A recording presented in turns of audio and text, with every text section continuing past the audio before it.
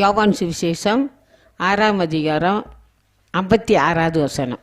என் மாம்சத்தை புசித்து என் மாம்சத்தை புசித்து என் இரத்தத்தை பானம் பண்ணுகிறவன் என் ரத்தத்தை பானம் பண்ணுகிறவர் என்னிலே நிலைத்திருக்கிறான், என்னில் நிலைத்திருக்கிறார், நானும் அவனிலே நிலைத்திருக்கிறேன். நானும் அவனில் நிலைத்திருக்கிறேன். நம்ம அதான் மாதந்தோறும் நம்ம ராபோச்சன் எடுக்கும்போது ஆண்டோட சரீரத்தை பூசிக்கணும், ஆண்டோட ரத்தத்தை பானம் பண்ணணும். அப்போ கர்த்தர் நிலைச்சிருப்பான், கர்த்தர் நம்ம நிலைச்சிருப்பார்.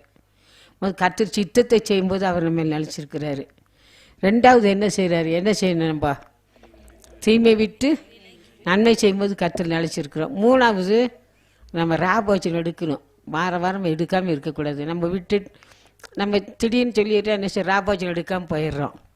ஆண்டு திட்டமாக சொல்கிறேன், சரீரத்தை புசித்து ரத்தத்தை பானம் பண்ணுகிறவன் எண்ணில் நினச்சிருக்கேன், நானும் அவனில் நினச்சிருக்கிறேன்னு சொல்கிறார். நம்ம ஒவ்வொரு நாளும் ஒவ்வொரு மாதமும் ஆண்டு ரத்தத்தை அவர் சரீரத்தை புசிக்கணும், அவர் ரத்தத்தை பானம் பண்ணணும். அப்போ அவர்களை அழைச்சிருப்போம்.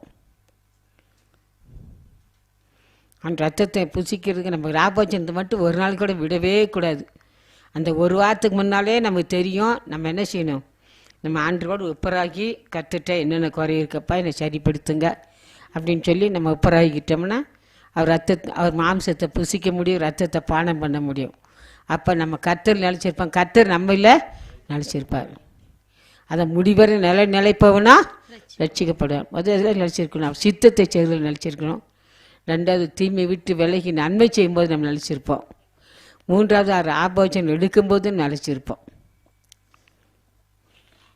மாம்சத்தை புசிக்கணும், ஆண்டருடைய மாம்சத்தை புசிக்கணும், ஆண்டு ரத்தத்தை பானம் பண்ணணும். அப்போ அவன் என்னில நினச்சிருக்கேன், நான் அவனில நினச்சிருக்கேன்னு சொல்கிறார். கர்த்தர் நம்ம நினச்சிருப்பார். ஹல்லேலூயா.